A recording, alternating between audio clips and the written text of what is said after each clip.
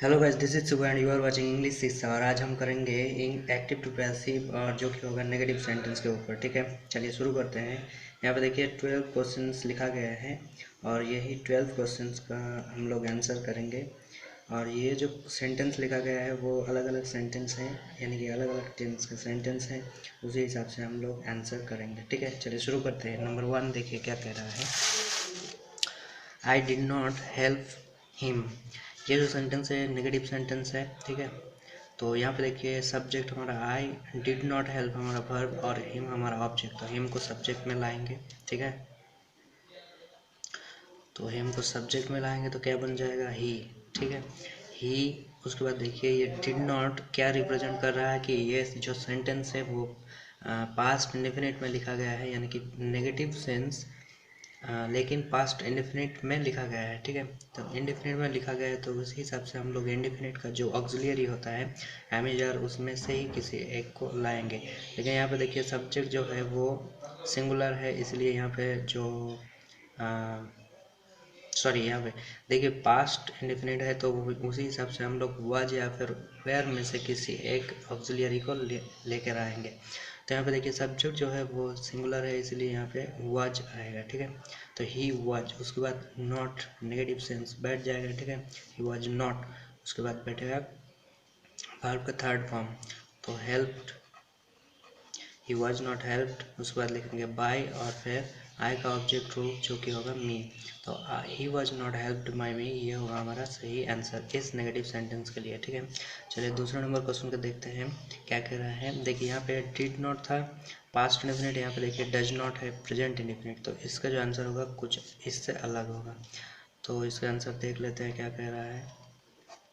सी हमारा subject, does not सिंग हमारा verb और ये सॉन्ग हमारा ऑब्जेक्ट। तो ये सॉन्ग सब्जेक्ट में आ जाएगा। अभी देखिए ये सिंगुलर फॉर्म और ये भी सिंगुलर फॉर्म। ठीक है, तो सिंगुलर फॉर्म है इसलिए इसी हिसाब से अभी टेंस को हमें ध्यान में रखते हुए ऑक्सिलियरी बिठाना है। तो टेंस है प्रेजेंट इंडेफिनिट, तो उसी हिसाब से प्रेजेंट इंडेफिनिट का एम इज आर में से किसी एक को बिठाना पड़ेगा।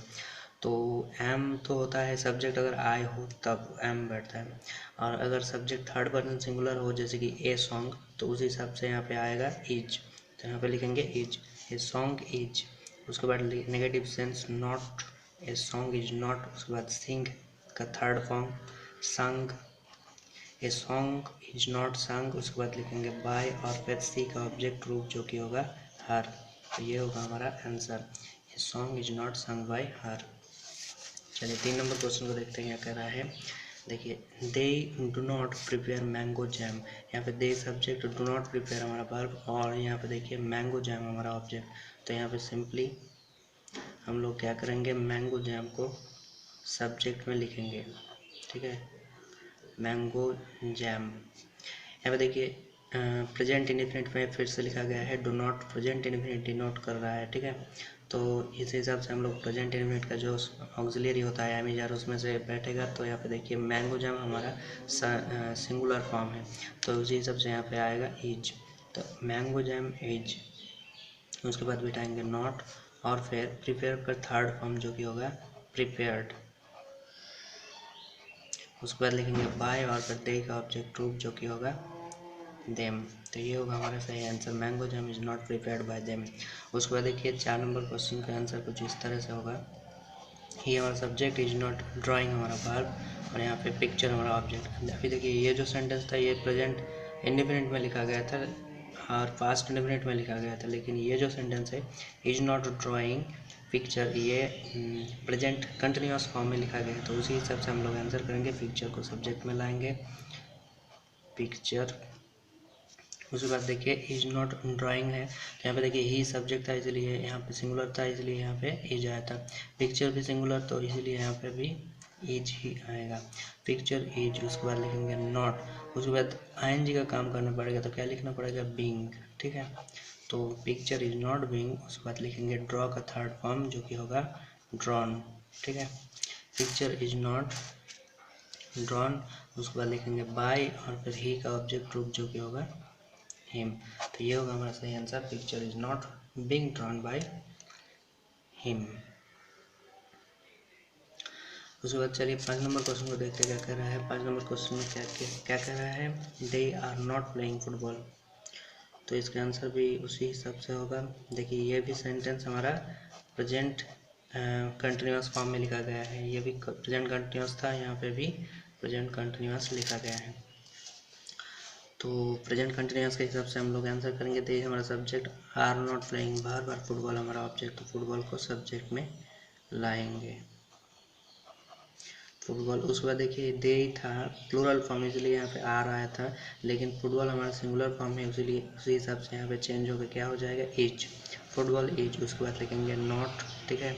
उसके बाद लिखेंगे बीइंग, और फिर प्ले का थर्ड फॉर्म जो कि होगा प्लेड, ठीक है। Football is not being played. उसके बाद लिखेंगे बाय, और फिर दे का ऑब्जेक्ट रूप जो कि होगा them.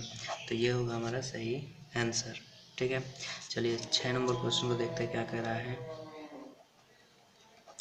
You are not cleaning it, यहाँ पे भी प्रेजेंट इंडिफिनिट में लिखा गया है। यू हमारा सब्जेक्ट, आर नॉट क्लीनिंग हमारा वर्ब, और इट हमारा ऑब्जेक्ट।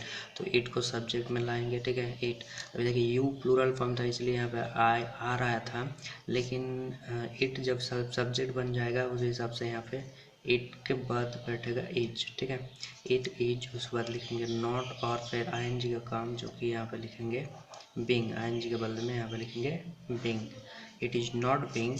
उसके बाद लिखेंगे क्लीन्ड, और फिर लिखेंगे बाय, और फिर लिखेंगे यू का ऑब्जेक्ट रूप जो कि होगा यू, ठीक है। तो ये होगा हमारा सही answer, it is not being cleaned by you. चलिए 7 नंबर क्वेश्चन को देखते हैं क्या कह रहा है। देखिए I have not read it, मतलब कि आई हमारा subject, have not red verb, और इट हमारा ऑब्जेक्ट। तो ये जो सेंटेंस है वो ये लिखा गया है प्रेजेंट परफेक्ट में, तो उस हिसाब से हम लोग आंसर करेंगे। तो देखिए यहाँ पे क्या कह रहा है, इट हमारा सब्जेक्ट बन जाएगा। अभी देखिए यहाँ पे आया था इसलिए यहाँ पे हैव बैठा था, लेकिन इट जो है वो थर्ड पर्सन सिंगुलर है, इसलिए हैव हैज में कन्वर्ट हो जाएगा, ठीक है। It has. उसके बाद लिखेंगे बीन, जो कि परफेक्ट टेंस के लिए हमें बिठाना पड़ता है, ठीक है, परफेक्ट टेंस के लिए। तो यहाँ पे देखिए इट हैज बीन, सॉरी यहाँ पे इट हैज़ नॉट बीन, उसको मतलब कि यहाँ पे नेगेटिव सेंस बैठ जाएगा, ठीक है। तो यहाँ पे हमें नॉट लिख देना पड़ेगा। तो इट हैज़ नॉट बीन, उसके बाद लिखेंगे रेड, ठीक है। उसके बाद लिखेंगे बाय, और फिर आई का ऑब्जेक्ट रूप जो कि होगा मी, ठीक है। तो ये होगा हमारा सही answer, it has not been read by me. चलिए 8 नंबर क्वेश्चन का आंसर देखते हैं क्या कह रहा है। She has not done the work, यहाँ पे भी प्रेजेंट परफेक्ट में लिखा गया है, लेकिन सब्जेक्ट यहाँ पे थर्ड पर्सन है, इसलिए यहाँ पे हैज आया था, ठीक है। तो इस हिसाब से हम लोग आंसर करेंगे। तो हमारा सी सब्जेक्ट, हैज़ नॉट डन हमारा वर्ब, और दी वर्क हमारा ऑब्जेक्ट। तो दी वर्क को लिख लेते हैं दी वर्क, ठीक है। अभी देखिए यहाँ पे भी थर्ड पर्सन है, यहाँ पे भी थर्ड पर्सन, तो हैज ही रह जाएगा। उसके बाद लिखेंगे नॉट, और फिर लिखेंगे बीन, और फिर लिखेंगे डन, और फिर लिखेंगे बाई, और लास्ट में जो कि सी बन जाएगा ऑब्जेक्ट, यानी कि हर, ठीक है।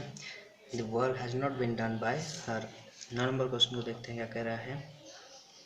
ये जो सेंटेंस है लिखा गया है पास्ट कंटिन्यूअस फॉर्म में, तो पास्ट कंटिन्यूअस के हिसाब से हम लोग आंसर करेंगे। ही सब्जेक्ट, वाज नॉट रीडिंग हमारा वर्ब, और बुक्स हमारा ऑब्जेक्ट। तो लिख लेंगे बुक्स को सब्जेक्ट में, ठीक है। अभी देखिए ही सिंगुलर था, लेकिन बुक्स हमारा प्लूरल है, तो उसी हिसाब से वाज चेंज हो जाएगा वेयर में, ठीक है।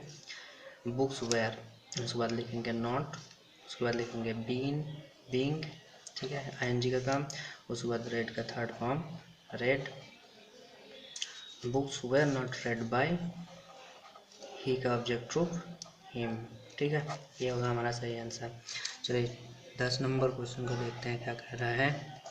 We were not watching TV, ये भी हमारा जो सेंटेंस है ये लिखा गया है पास्ट कंटिन्यूअस में। तो पास्ट कंटिन्यूअस के हिसाब से हम लोग आंसर करेंगे इसको। देखिए क्या कह रहा है, वी हमारा सब्जेक्ट, वेयर नॉट वॉचिंग हमारा वर्ब, और टीवी हमारा ऑब्जेक्ट। तो टीवी को लिखेंगे सब्जेक्ट में। उसके बाद देखिए ये जो वी था वो ये प्लूरल था, इसलिए यहाँ पे वेयर आया था, लेकिन टीवी हमारा सिंगुलर है, उस हिसाब से हमारा ऑक्सिलरी चेंज हो जाएगा, टीवी वॉज। उसके बाद लिखेंगे नॉट, और फिर लिखेंगे being, TV was not being. उसके बाद लिखेंगे वॉज्ड, ठीक है।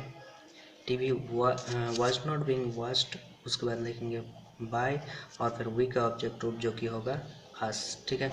तो TV was not being watched by us, ये होगा हमारा सही आंसर, ठीक है। चलिए 11 नंबर क्वेश्चन को देखते हैं क्या कह रहा है।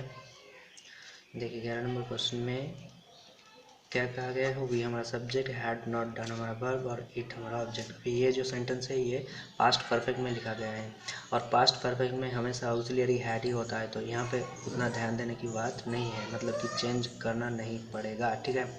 तो यहाँ पे देखिए इट, देखिए 11 नंबर क्वेश्चन का आंसर कुछ इस तरह से हुआ है, ठीक है। We had not done it, तो इट हमारा सब्जेक्ट में आ गया, ठीक है। उसके बाद हैड बैठ गया, उसके बाद देखिए नॉट नेगेटिव सेंस, और फिर बीन, और फिर डन जो कि थर्ड फॉर्म होगा, ठीक है। उसके बाद बाय, और फिर वी का ऑब्जेक्ट रूप जो कि होगा अस, ठीक है। तो इस तरह से हमारा 11 नंबर क्वेश्चन का आंसर होगा, ठीक है। चलिए 12 नंबर क्वेश्चन यानी कि लास्ट क्वेश्चन को देखते हैं क्या कह रहा है। देखिए सी हमारा सब्जेक्ट, हैड नॉट बॉट हमारा वर्ब और ईट हमारा ऑब्जेक्ट, तो ईट को हम लोग सब्जेक्ट में लाएंगे, ठीक है। उसके बाद सिंपली हैड बैठ जाएगा, इट हैड। उसके बाद नॉट, और फिर लिखेंगे बीन, और फिर लिखेंगे बॉट जो कि होगा हमारा थर्ड फॉर्म, ठीक है, ठीक है। उसके बाद लिखेंगे बाय, और फिर लिखेंगे सी का ऑब्जेक्ट रूप जो कि होगा हर, तो ये होगा हमारा सही answer, it had not been bought by her, ठीक है। चलिए मिलते हैं नेक्स्ट वीडियो में।